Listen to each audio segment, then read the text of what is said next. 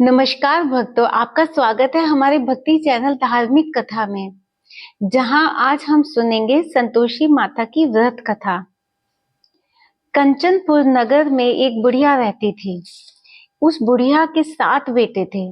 सभी का विवाह हो चुका था। 6 बड़े बेटे तो काम करते थे, लेकिन 7वां बेटा अभी कोई काम नहीं करता था। सुबह उठकर स्नान आदि से निवृत्त होकर 6 बेटे रसोई में बैठकर भोजन करते और फिर अपने काम पर चले जाते थे। बुढ़िया उन बेटों को अपने हाथ से खीर, पूड़ी, हलवा आदि बढ़िया बढ़िया व्यंजन खिलाकर भेजती थी। 7वां बेटा खूब धूप निकलने पर बिस्तर से उठता था, फिर स्नान करके भोजन के लिए रसोई में जाता था। बुढ़िया दूसरे बेटों का बचा कुचा खाना एक थाल में रखकर उसे दे देती थी। 7वां बेटा उसी भोजन को खुश होकर खा लेता था। भोजन करके वह घर से निकल जाता और अपने दोस्तों के साथ घूमता फिरता। इस तरह मौज मस्ती से उसके दिन व्यतीत हो रहे थे।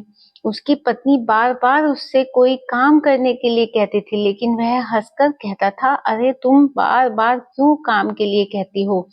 कितने मजे के दिन गुजर रहे हैं। माँ कितने बढ़िया बढ़िया व्यंजन बनाकर खिलाती है।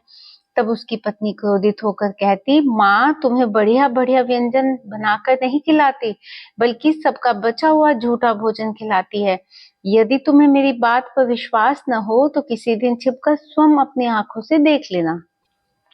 अपनी पत्नी की बात पर उसे यकीन न था, लेकिन वह एक दिन इस बात की सच्चाई जानने के लिए निर्णय करने वह सिरदर्द का बहाना बनाकर एक चादर ओढ़कर रसोई घर में सो गया। थोड़ी देर बाद उसकी माँ ने अपने बेटों को खीर, पूरी, हलवा आदि बनाकर खिलाए।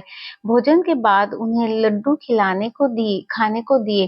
भोजन करके वह अपने काम पर चले गए।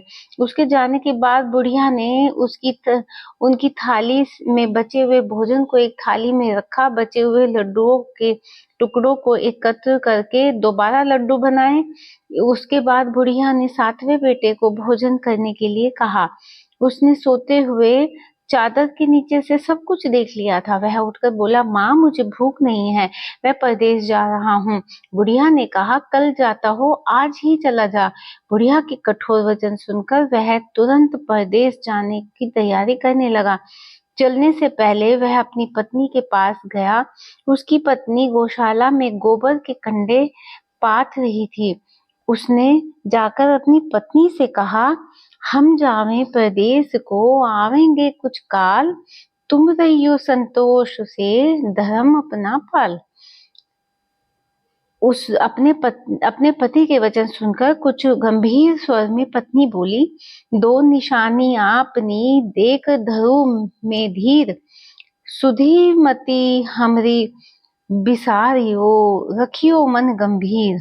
अपनी पत्नी के वचन सुनकर वह बोला, मेरे पास निशानी के लिए बस यह एक अंगूठी है, इसे अपने पास रख लो, लेकिन अब तुम भी अपनी कोई निशानी मुझे दे दो, ताकि परदेश में उस निशानी को देखकर मैं तुम्हें याद कर सकूं।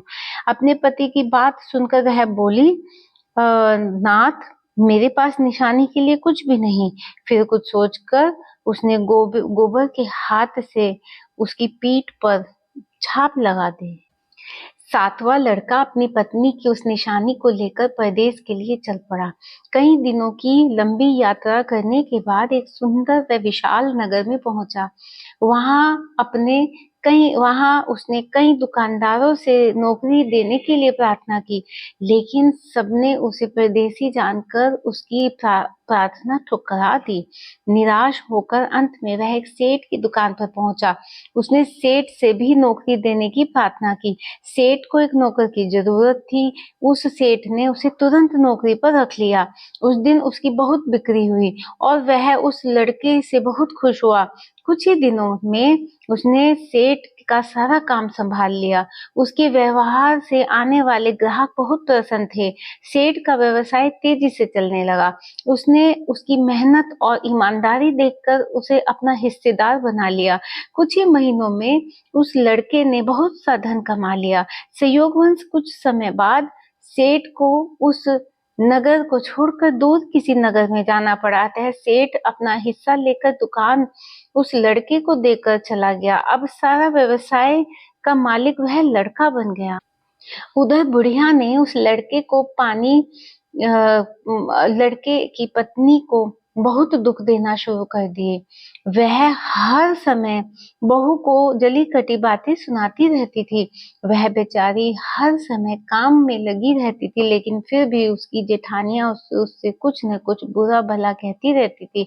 सुबह होते ही बुढ़िया उस लड़के की पत्नी को जंगल में लकड़ियां लेने के लिए भेज देती थी। उसे आटे से निकले चोकर की रोटी खाने को देती थी और नारियल की कटोरी में पानी देती थी। वह बेचारी चोकर की रोटी खाकर भी किसी से कुछ नहीं कहती थी, बस इसे अपने भाग्य का लेखा सोचकर चुप रह जाती थी।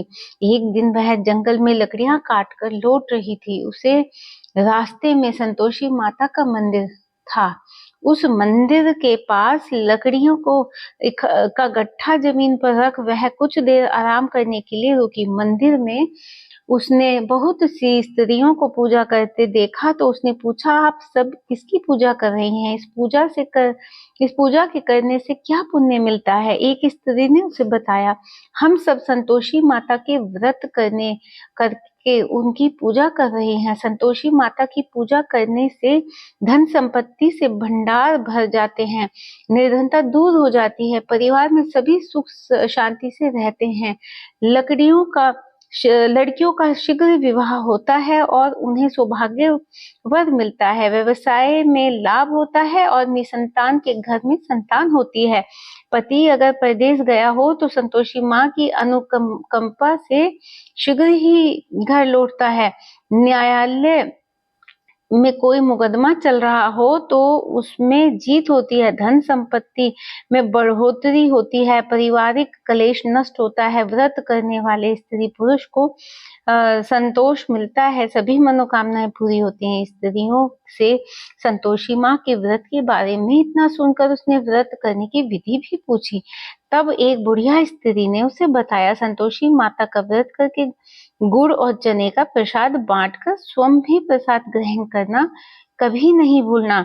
संतोषी माता गुड़ और चने से ही की गई पूजा से प्रसन्न होती हैं। संतोषी माता का व्रत शुक्रवार को ही किया जाता है और शुक्रवार को सूर्योदय से पहले उठकर स्नान आदि से निवृत्त होकर संतोषी माता की मंदिर में जाकर पूजा करके व्रत कथा सुननी चाहिए। मंदिर में न जा सके तो घर के किसी कमरे में संतोषी माता की मूर्ति या चित्र रखकर छोटा सा मंदिर बनाकर पूजा करनी चाहिए। व्रत करने वाले को उस दिन कोई भी खट्टी चीज या खट्टा फल नहीं खाना चाहिए।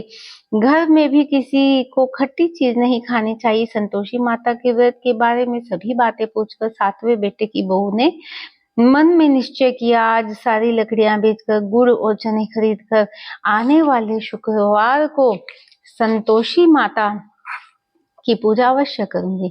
उसी दिन उसने लकड़ियां भेजकर गुड़ और चने खरीदे। शुक्रवार को सूर्योदय से पूर्व उठकर उसने स्नान आदि किया, फिर एक कलश में स्वच्छ व ताजा जल भरकर चने और गुड़ के साथ जंगल की ओर चल पड़ी। रास्ते में संतोषी माता के मंदिर में जाकर उसने संतोषी माता की विधिवत पूजा की और व्रत कथा सुनी। फिर संतोषी माता के चरणों में शीश रखकर प्रार्थना की, हे माता, मेरे कष्ट दूर करो, मैं हमेशा तुम्हारी पूजा करूंगी। मेरा पति परदेश से सकुशल लौट आए। संतोषी माता का स्मरण करते हुए उसने आस पास वालों को गुड़ और चने का प्रसाद बांटकर थोड़ा सा प्रसाद स्वयं भी ग्रहण किया। इस प्रकार सातवें बेटे की बहू ने हर शुक्रवार को संतोषी माता का विधिवत व्रत करना आरंभ कर दिया। दूसरे शुक्रवार को उसने व्रत किया तो उसके पास पति का पत्र आ गया। तीसरे शुक्रवार को पति का भेजा हुआ रुपया आ गया। इस पर घर के लोग उससे ईर्ष्या करने लगे।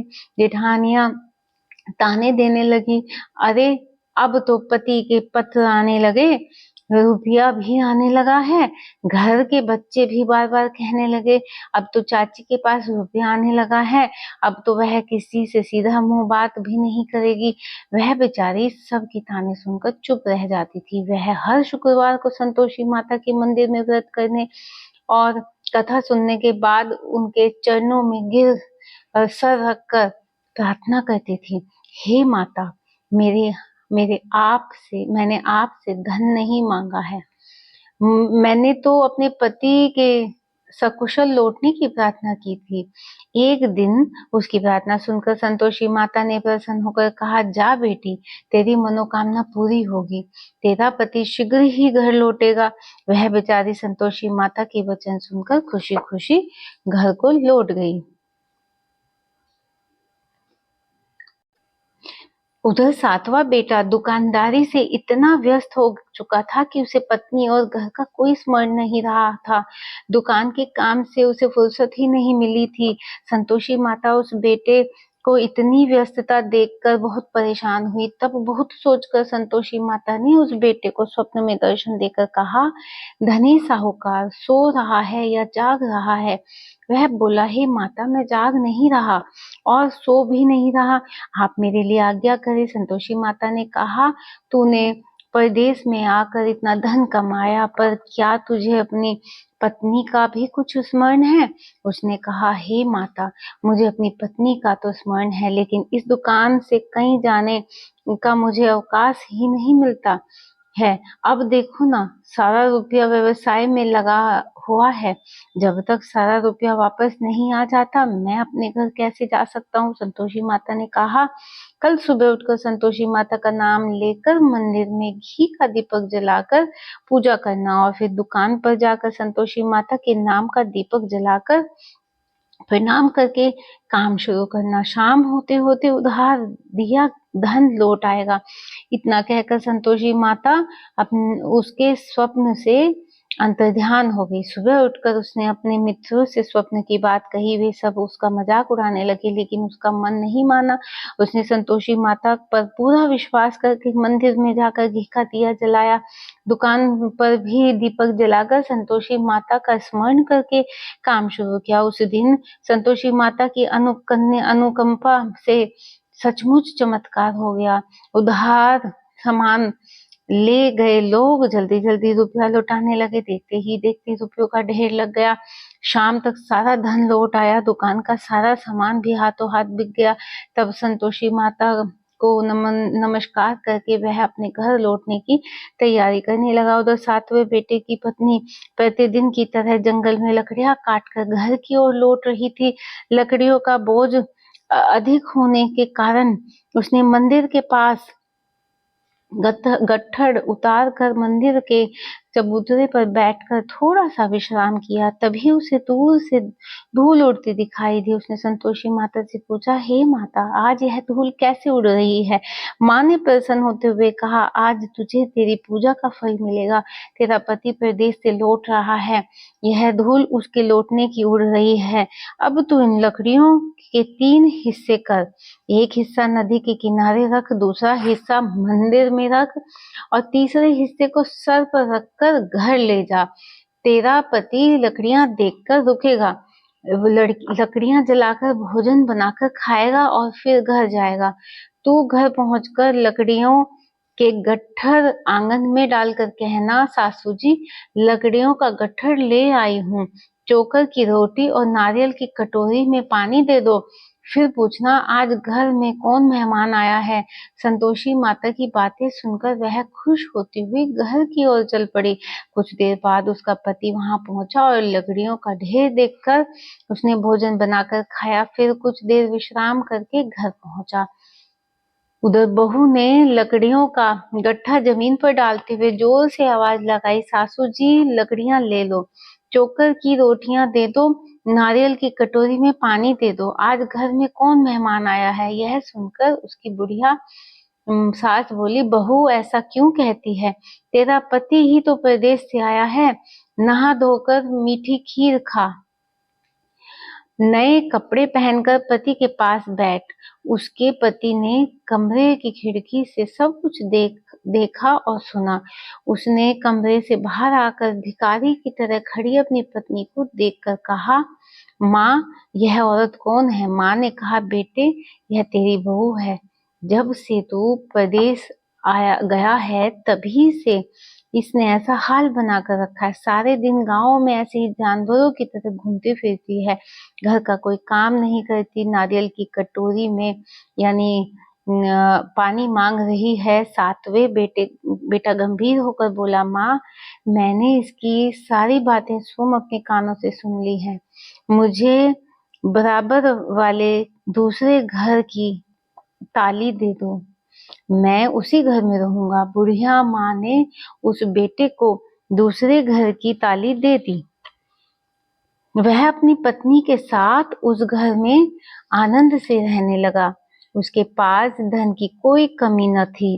उसने घर को महल जैसा सुंदर बना दिया। अगले शुक्रवार को अपनी पत्नी से कहा, प्राणनाथ, मैं संतोषी माता का व्रत करती हूँ।